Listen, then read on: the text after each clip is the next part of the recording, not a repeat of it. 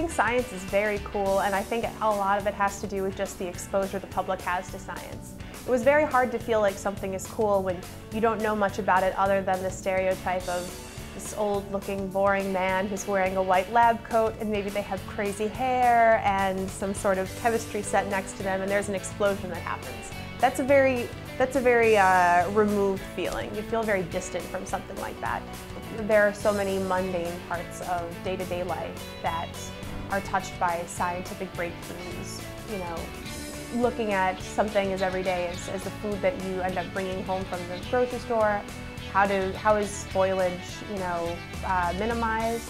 How do we consider keeping food sanitized from the farm to the table?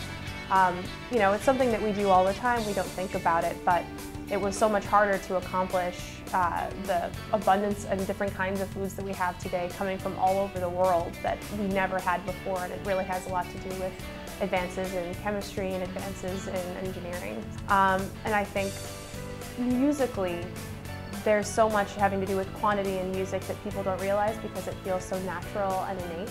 But music is intensely mathematical, and so much of the world around us is encoded in sound. So, I mean, I think that there are no end to the ways that science and art are really partners in describing the world around us.